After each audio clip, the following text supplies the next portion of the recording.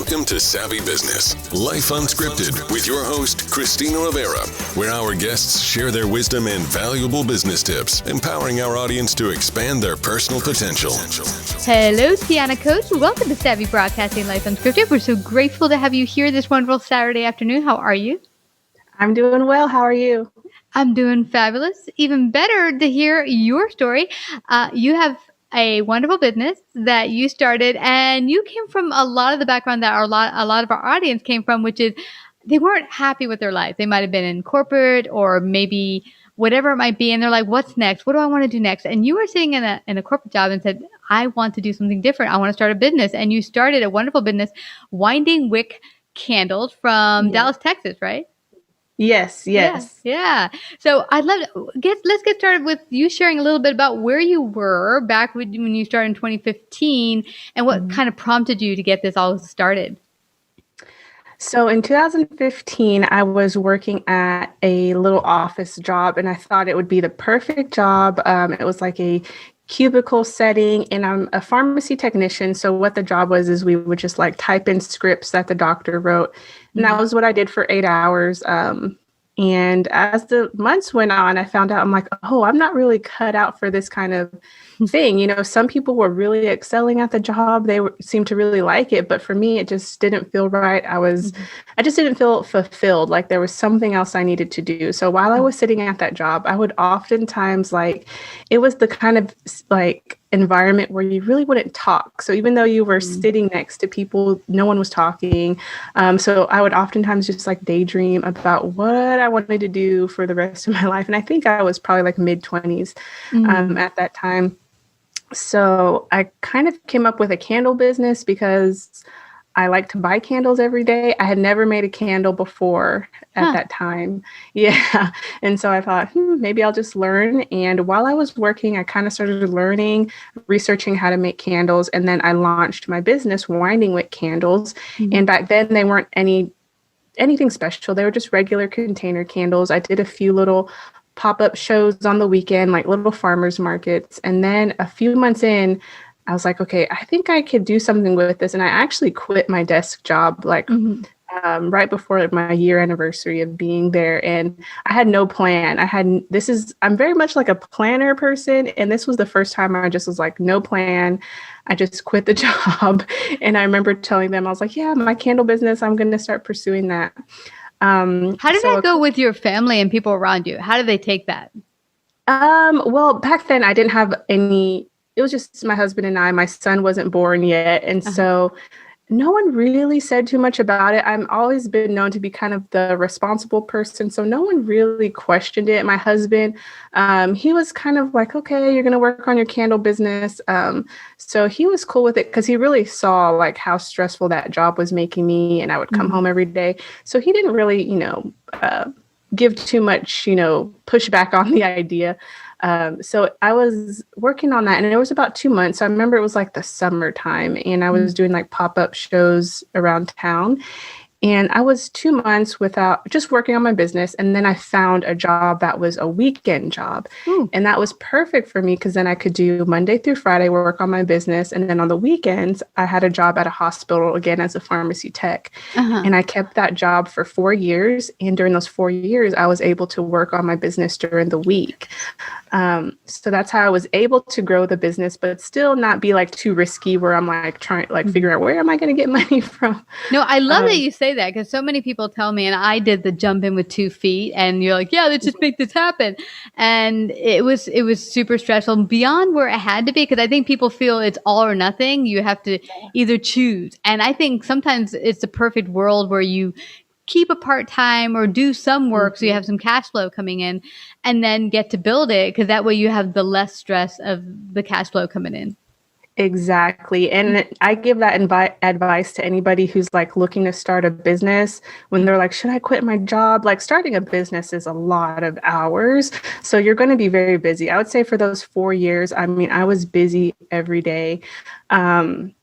But I had the financial security. So I was lucky enough that that weekend job provided health benefits, even though I worked 2 days a week. So that's how we had our health benefits. And it was very comfortable for me to grow my business. There was no stress. I had money, so I could because you have to, invest money into the business also. So I had to buy materials and buy, all these fees that come along with it. And that part-time job really, really helped until I just could not work it anymore. When the business was exceeding what I was getting paid there, that's when I decided to quit that job in 2020. So last year is when I went full-time with my business.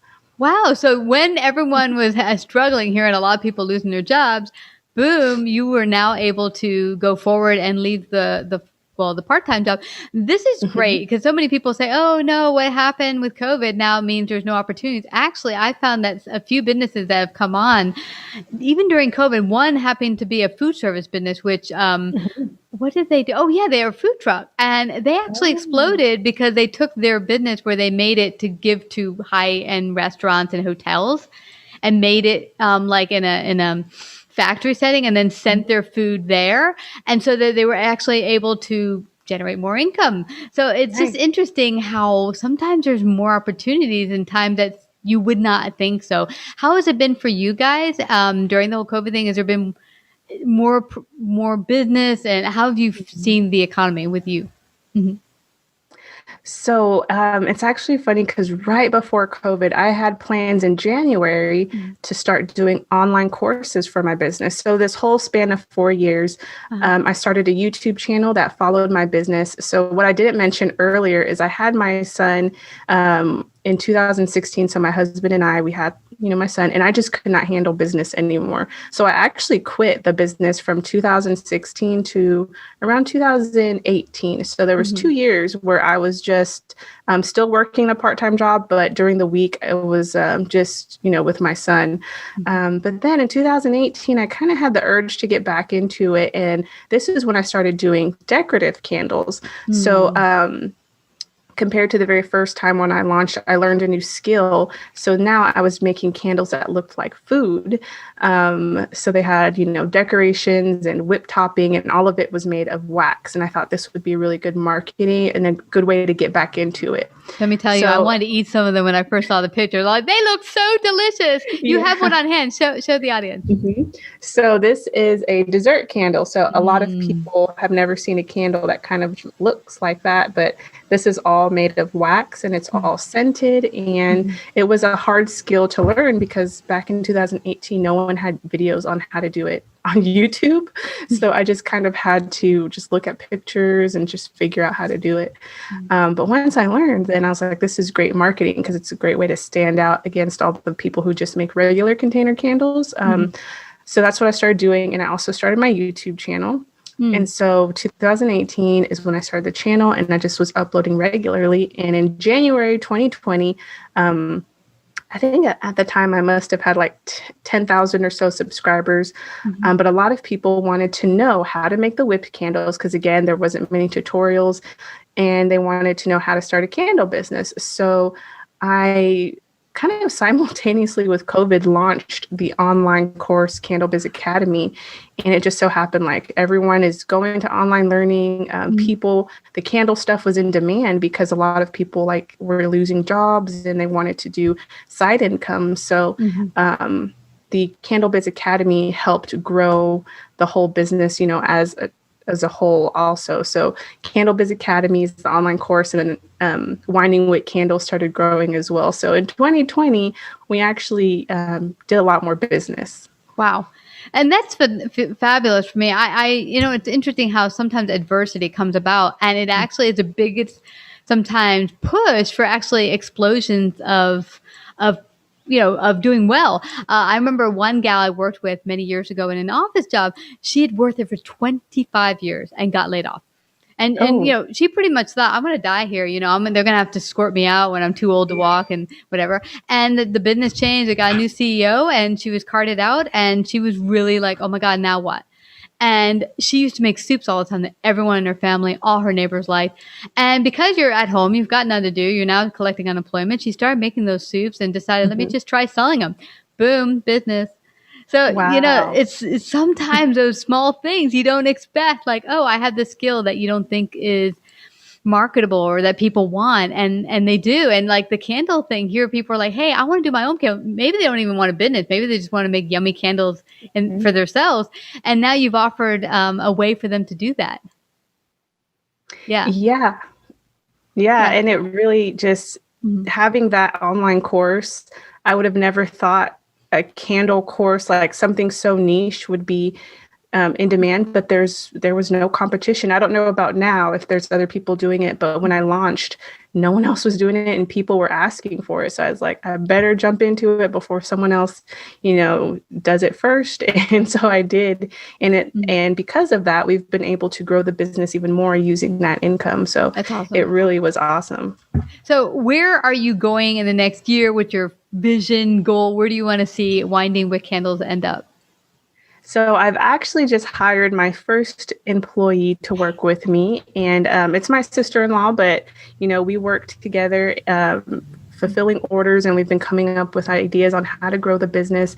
And where I'm at right now is at my very first studio space because I kind of outgrew my kitchen, and so I had to kind of do a little studio space here, but we are actually moving out of this studio space. That's why the shelves are all empty. And we bought a new house thanks to the growth of the business, honestly, and all of the income streams, the YouTube channel, and all of that stuff. I was able to, my husband and I, we bought a new house and we're actually looking at, yes, thank you. It was so stressful, but we finally are in there.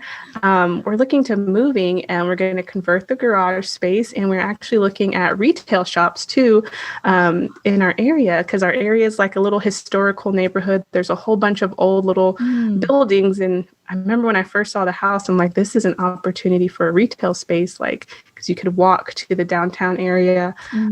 So we've been connecting with people around the neighborhood. And I think Monday I have a meeting with some people in the area to hopefully get into a retail space. So that is our next goal, and hopefully we can meet that goal. Yeah. And you're in the Dallas area, right? Dallas, Texas.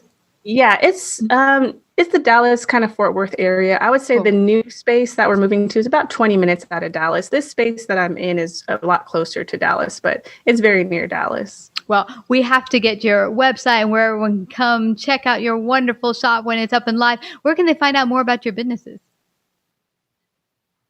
Oh, it is Winding Wick Candles. So the website is windingwickcandles.com. And my YouTube channel kind of has the behind the scenes, how I make the candles, all the business stuff. And that's Tiana Coats. So that's where you pretty much can find me. And all my socials, my TikTok, my Instagram is Winding Wick Candles. I love it. So everyone, if you don't know, I'll just spell it here. If you're listening in instead of watching us, Tiana, Tiana, Coats, Coats, to find her on YouTube, and Winding, like Winding Road, Winding Wick Candles. And everyone, I just have to thank you for sharing your wonderful inspirational story. For anyone that's sitting on the sidelines going, oh, I lost my job, now what? You have a skill, you have a talent. Go discover it, go put it out there. Someone needs it today. So thank you so much, Tiana, for coming to join us today on Savvy Broadcasting. Thank you for having me. I enjoyed talking with you. Like, subscribe, and share this episode. To listen to more savvy episodes and savvy biz tips, go to www.lifeunscriptedradio.com. To find out about our paid sponsorship opportunities or how to become a guest, email Christina at lifeunscriptedradio.com.